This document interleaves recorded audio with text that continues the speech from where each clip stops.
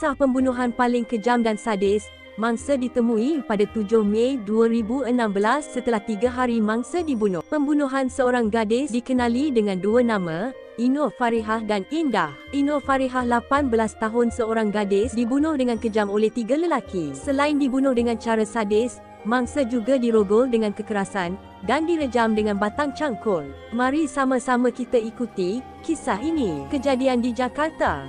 Suspek pertama, Rahmat Alim 16 tahun, adalah teman lelaki mangsa. Suspek kedua, Rahmat Arifin 24 tahun, rakan sekerja mangsa. Suspek ketiga, Imam Hapriadi 24 tahun, tinggal berdekatan dengan mangsa. Ketiga suspek tidak mengenali sesama sendiri. Bagaimana ketiganya bersebahat melakukan pembunuhan keji itu secara bersama-sama? Kisah selanjutnya, pada malam kejadian, kira-kira pada pukul 11.30 malam, suspek pertama Rahmat Alim, teman lelaki mangsa, berjanji dengan mangsa untuk bertemu di kediaman mangsa. Mereka sempat berbual selama 30 minit sambil bercumbu. Suspek mengajak mangsa bersetubuhan, melakukan seks, tetapi ditolak oleh mangsa dengan alasan dikhawatiri akan hamil. Suspek marah dan kecewa, terus keluar dari bilik mangsa. Ketika suspek keluar dari bilik mangsa, suspek bertemu dengan suspek kedua, Rahmat Arifin. Suspek kedua bertanya kepada suspek pertama, kenapa dia berada di situ. Suspek pertama memberitahu bahawa dia bertemu dengan kekasihnya yang bernama Indah. Sebenarnya Indah adalah orang yang sama, dipanggil dengan nama Ino. Rahsia ini terbongkar setelah suspek pertama menunjukkan gambar foto Indah yang ternyata sama dengan foto Ino. Kemudian suspek ketiga, Imam Hapriadi, juga datang menemui mereka dan membawa garpu. Mereka berbual mengenai siapa wanita yang bernama Ino atau Indah. Untuk memastikan siapakah Ino atau Indah itu, mereka pergi ke rumah Ino. Setelah ketiga suspek sampai di bilik mangsa, mereka melihat mangsa berbaring dan hanya memakai singlet. Suspek ketiga segera menekap muka mangsa dengan bantal dan memberitahu suspek pertama untuk mencari pisau di dapur. Suspek pertama tidak menemukan pisau di dapur, maka suspek pertama meninggalkan bilik untuk mencari sesuatu selain pisau. Sementara suspek pertama mencari pisau, suspek kedua terus memperkosa mangsa. Suspek ketiga memegang tangan mangsa dan menekuk muka mangsa dengan bantal. Setelah suspek kedua selesai merogol mangsa, suspek pertama kembali dengan membawa cangkul dan memberi kepada suspek kedua. Tetapi suspek kedua merintahkan suspek pertama untuk memukul mangsa. Suspek ketiga mengarahkan suspek pertama memukul cangkul di muka mangsa. Mangsa dipukul di muka dan di leher.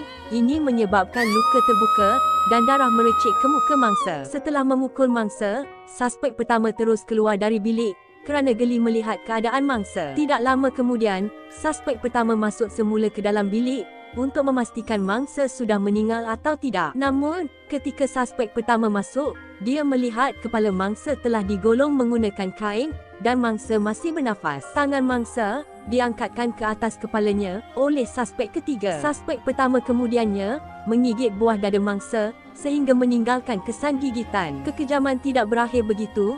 Suspek ketiga pula menikam wajah mangsa dengan menggunakan garpu yang dibawanya. Setelah mangsa tidak berdaya, suspek kedua merintahkan suspek pertama untuk memegang kaki kanan mangsa dan membukanya. Setelah kedudukan mangsa mengangkang, suspek kedua kemudian memasukkan cangkul ke dalam alat kelamin mangsa dan menendangnya sehingga menyebabkan mangsa meninggal dunia. Suspek pertama mengambil telefon bimbit mangsa dan menuju ke bilik mandi untuk membersihkan darah yang melekat di tangannya. Suspek kedua pula masuk ke bilik mandi yang sama untuk membersihkan tangannya. Suspek ketiga pula keluar dari bilik mangsa.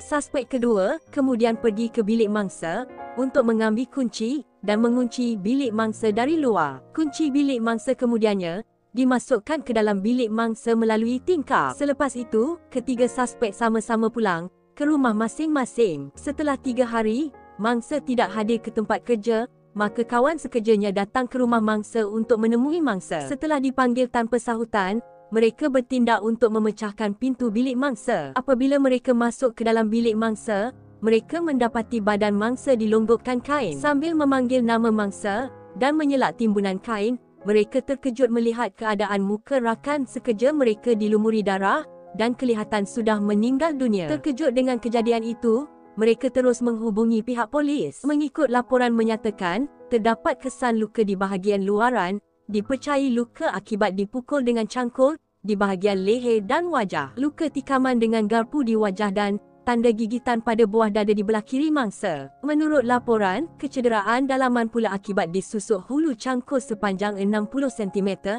sehingga menebusi rongga dada mangsa, lalu mengoyakkan hati dan paru-paru selain mematahkan tulang leher mangsa. Sebelum disusuk hulu cangkul, mangsa masih hidup namun sudah nazak dan meninggal dunia serta-merta setelah disusuk sewaktu tulang leher mangsa patah akibat susukan tersebut. Penangkapan suspek bermula daripada polis menjejaki telefon bimbit mangsa yang hilang. Dari situ suspek pertama yang merupakan teman lelaki mangsa telah ditangkap. Namun suspek pertama mengakui bahawa dia telah melakukan tindakan itu sendirian. Tetapi apabila telefon bimbit mangsa dikesan, polis mendapati terdapat dua lagi suspek menghantar pesanan ke telefon bimbit mangsa mencurigakan, iaitu suspek kedua dan ketiga.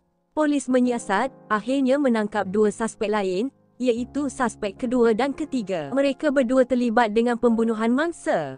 Malah suspek kedua berperanan merogol mangsa dan memasukkan cangkul ke alat kelamin mangsa. Motif kejadian, suspek pertama adalah kecewa kerana ajakannya untuk mengadakan seks ditolak mangsa, memandangkan selepas ini mangsa akan dinikahi dengan pemuda lain yang telah dipersetujui keluarga mangsa. Motif kejadian suspek kedua dan ketiga pula kerana pujukan mereka untuk memikat mangsa dan luahan cinta mereka sering ditolak mangsa. Pada 10 Februari 2017, suspek kedua Rahmat Arifin dan suspek ketiga Imam Hapriadi, masing-masing berusia 24 tahun dijatuhi hukuman mati oleh Ketua Hakim M. Irfan Siregar setelah terbukti bersalah melakukan jenayah membunuh Ino Farihah pada pertengahan Mei 2016. Mereka didakwa membunuh Ino Farihah secara tragis dengan menusuk alat kelamin mangsa dengan hulu cangkul selepas merogol mangsa. Kedua tertuduh sebelum ini mengaku tidak bersalah mendengar keputusan yang dijatuhkan mahkamah. Seorang lagi suspek iaitu suspek pertama,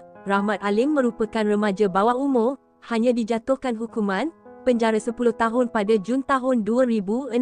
Ketua Hakim berkata, beliau membuat keputusan menjatuhkan hukuman itu kerana dua lelaki itu sangat kejam dan kedua-duanya tidak menunjukkan tanda menyesal. Sementara itu keluarga mangsa mengaku mereka berpuas hati dengan keputusan yang dijatuhkan oleh Majlis Hakim. Kes kejadian ini disifatkan sangat kejam dan tragis di Indonesia sehingga Hakim Indonesia menjatuhkan hukuman mati dan kebiri atau pengasihan kimia terhadap perogol bawah umur. Presiden Joko Widodo pada pertengahan 2016 membenarkan hakim menghukum pesalah sama ada dengan satu suntikan bagi mengurangkan nafsu atau mengimplan, satu mikrochip bertujuan memantau aktiviti mereka selepas menjalani hukuman penjara atau skuad penembak. Takziah kepada keluarga Ino Farihah atas kehilangannya hanya kerana mengatakan tidak dan menolak cinta daripada lelaki. Dia menjadi mangsa kerakusan nafsu dan sifat kebinatangan mereka.